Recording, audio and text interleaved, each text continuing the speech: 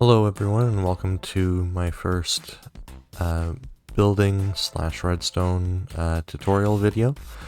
Today I'm going to be showing you guys how to build the little machine I have set up behind me for kind of like a Lightspeed tunnel kind of thing that's going through kind of a makeshift portal using copper bulbs to create that kind of rotating light effect. So let's get into it. Alright, so for the block palette, at least for the build I did, kind of the main blocks you need are observers and redstone dust and copper bulbs for the redstone portion of it. For the rest, it's all kind of optional, but what I did to achieve the effect of the tracks, the minecart rails, kind of floating inside the tunnel was I placed it on top of black stained glass, which was then over these sculk blocks, which as you can see kind of makes it very difficult to see that those glass blocks are even really there, at least at a quick glance. And another handy thing as well with copper items, you can do quite a lot with them. You can either have them be this base copper color, or you can have it fully oxidized like this trapdoor. But what I did for my design was I kept the copper bulbs waxed at this kind of fresh stage, and then I put these oxidized trapdoors on front to add some extra layering and detail. So to get started with the build, I'm just gonna place some blocks to start building it a bit higher up. To start with, I'm actually gonna start with a little bit of the tunnel. So I'm just gonna do basic framework of that. Real quick. Okay, and I did that too short. And another thing as well, even though I am doing for a 5x5 tunnel with this design, you can shrink it down quite a lot, so it doesn't need to be this big. I'm just doing this size since it gives me a bit more room to work with, and it makes it a little easier for what I'm doing to have kind of a effect with other blocks like buttons and end rods in there. So what you'll want to do from here is now that you have a little bit of something to work with, is you'll want to place the copper bulbs here, and then if you're not in creative, I would probably recommend on holding off on placing the copper bulbs until a bit later. Right now I'm just placing them since I am in creative. I can easily just replace it if I need. But just so I can have a little bit of a better feel for the layout of everything. So from here, what I'm going to do is I'm actually going to start placing observers like this. So what's happening here is this observer is watching above it. So right now it's looking at this block here, and it's sending a redstone signal into the block below. Now what happens, honestly I'm still learning a lot of it myself, but a lot of times if you power a redstone, if you power a block with a redstone, it will a lot of times move that redstone signal to like an adjacent block. So what happens as I break this, you'll see the copper bulb lights up even though the observer isn't directly feeding a signal into it. So what this does with having it positioned like this is it lets us kind of hide all the redstone quite easily and still have it not visible from inside the tunnel either, which is really handy. So I'm just going to replace that right now, and then I'm going to continue placing the rest of the observers along this line. In retrospect, I'm just gonna get rid of these for now. It'll make it a little easier for me to place these observers. And then from here, what you will do is now they're watching above it. So what we're gonna do now is, oops, wrong way, sorry. Now we're gonna have,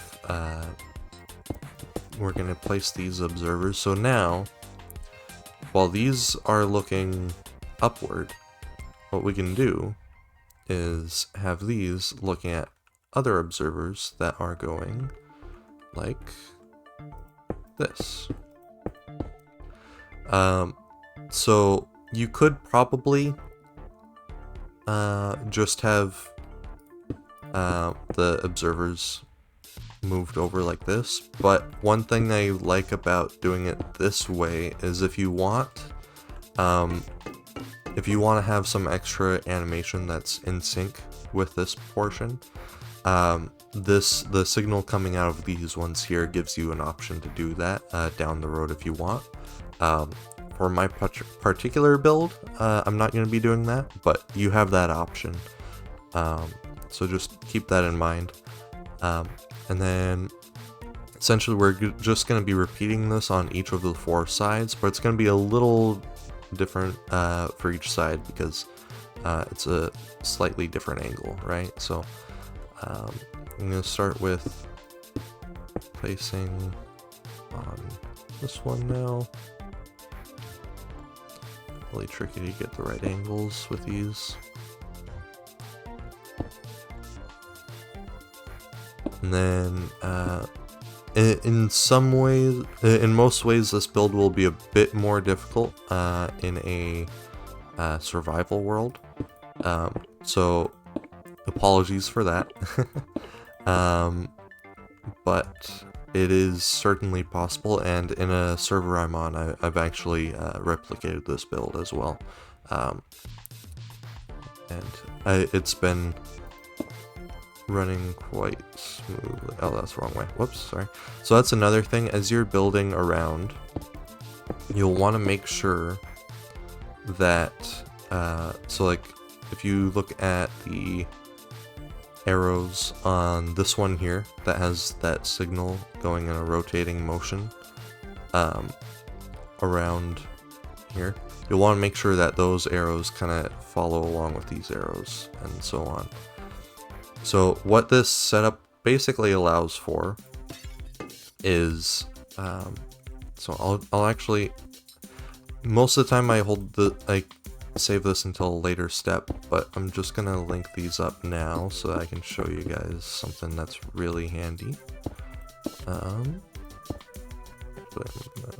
Replace these.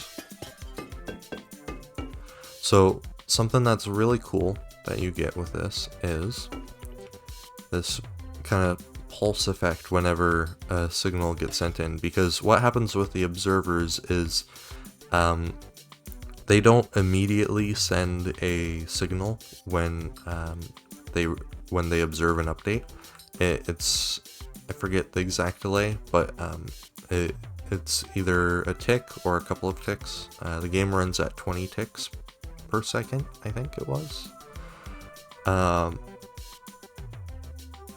Sounds right, but don't quote me on that. So essentially, if we just repeat this design around, we'll have a really cool rotating effect. So I'm just going to finish with doing that.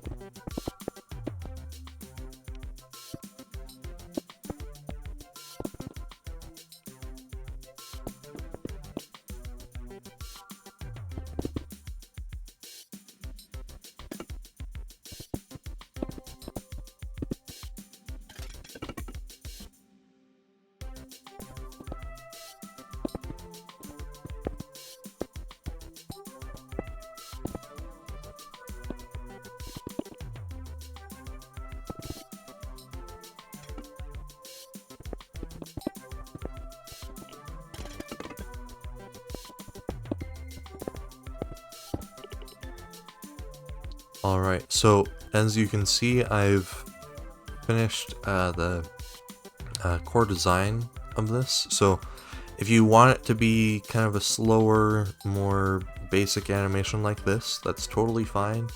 But if that's all you want to do, at this point we've covered the bare essentials for that. But for what I was showing you earlier, there's something else that's really cool we can do. So I'm going to go ahead and break the circuit real quick. And it didn't quite correct itself. I'll just fix this real quick. So instead of having a signal kind of loop in on itself like that, what you can do is set up a so I believe with this it should operate as expected, but yeah, you can set up if you want, you can set up a very basic just little observer clock, and then it'll send in a new redstone signal roughly around when it should, but as you can see, especially around right here, it's not quite right. So personally, what I like to do is a little basic hopper clock, but if you want something that's a little more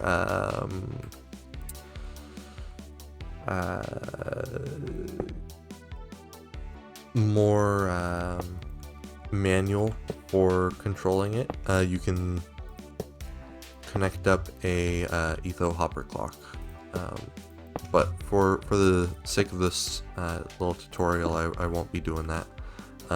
So what you need for setting up the specific kind of clock that I'm doing is 2 hoppers and a comparator. So what the comparator does is, in its most basic form, it basically just checks to see if there's any items in this hopper that's right here. So since it's empty, it's not sending a signal. But once I put in 1 redstone dust, as you'll see, it's blinking on and off. It's kind of, it syncs up quite well, at least from my experience, for having a good loop like this. So for me, I'm pretty happy with this, but if you want, you can do more adjustments with an etho hopper clock, like I mentioned. Now, from here, after this point, we're pretty much done with all the redstone. So from here, it's all decorational. So I'm just gonna add on these trapdoors, like so. That already adds a decent amount. Now I'm just gonna cover up this side of the bulbs a little bit. And you can use any block for this portion, and you can technically use any trapdoor as well. I'm just using these because that's my preferred palette for copper is kind of these darker, like deep slate colors. And then I'll just, yeah, I'll just cover up the rest too.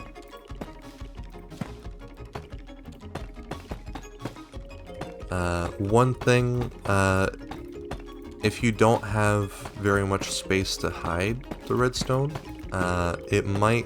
this design might not be the best for you, because as you can see, it does stick out a bit around here. One thing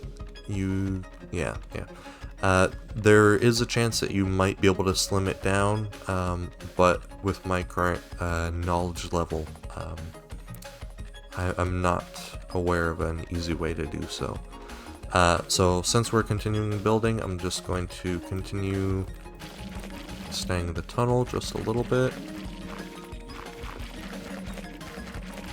I'm not going to do a ton since this is just a little tutorial. For the design I'm doing, you can basically have the tunnel be as long as you want. For me, the tunnel that I built in a survival world I'm on is roughly about 100 blocks. What I did was I built it going through a tunnel. Through a mountain. And I essentially set it up that way because I wanted kind of a funner way to go through a mountain aside from it being just a bunch of stone. So now that we have a little bit of the tunnel built out, right along the middle, I'm just going to put this black stained glass. So this is to where we're going to have the, let me grab it again real quick. So this is where we are going to have the rails on the inside of the tunnel. Is on that black stained glass because it kind of, as I was saying earlier, it kind of makes it look like it's floating. When you see it against like a green backdrop like the grass there, it's a lot more obvious. But against the sculk blocks I used, it's a bit more hidden. And then I'm just gonna build this out a little bit. For the tunnel that I set up, it's on a server, so there was already an existing bridge that was going to where I designed the tunnel. So this is just kind of emulating that a little bit. And then something handy, I haven't done it yet in my own personal world yet, but something cool that you can do with this is to kind of give it an effect like the portal like sucked in extra material and kind of destroyed the area around it a little bit, is you can have a bit of scattered and floating blocks like so. And then since it is out in the open, you can probably use like a light gray stained glass that might blend in a little easier, but just for the sake of simplicity, I'm going to keep using the black stained glass for this. So this kind of gives the effect that like the bridge kind of got like partially destroyed as it went into the tunnel, right? Now another thing I'm going to do just to kind of blend this portal with the tunnel a little better is I'm going to grab these sculk veins. Now these are handy because you can place them on literally any block and it gives kind of a sculk overlay. And it's also really good for these corners as well. With trapdoors you can't do things like this, but with the sculk vein and other more kind of, I guess, growth-like blocks you can. So this kind of helps blend it a little bit. Kind of like it's a little bit of a particle effect kind of the tunnel, kind of covering a little bit of the portal. So that's most of the basics for this, but for the inside of the tunnel, for my personal design, what I wanted was it kind of be like you're flying through space, you know? So what I did, so I'm just gonna get rid of those buttons. So what I did was I took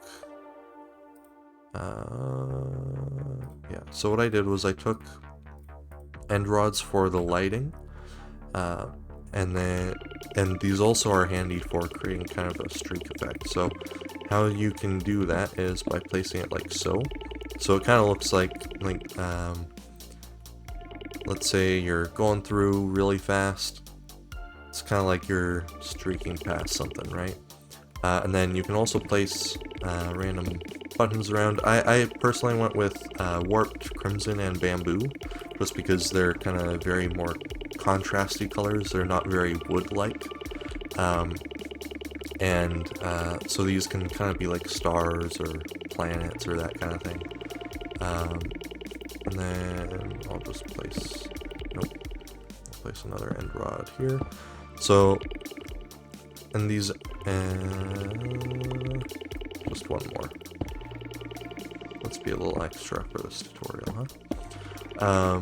So personally what I did was I had more of the end rods towards the entrance and exit, and then as it got closer to the middle, then I had less and less, but still enough for it to be a well-lit tunnel so that you don't have any mob spawning. So yeah, that was essentially the build tutorial for today. I hope you guys enjoyed. I hope you were able to take something away from this. And I will be making at least one other build tutorial, well, build/redstone tutorial. But if you want anything more like this after these 2 videos, feel free to let me know. Alright, have a good one guys, and don't forget to subscribe.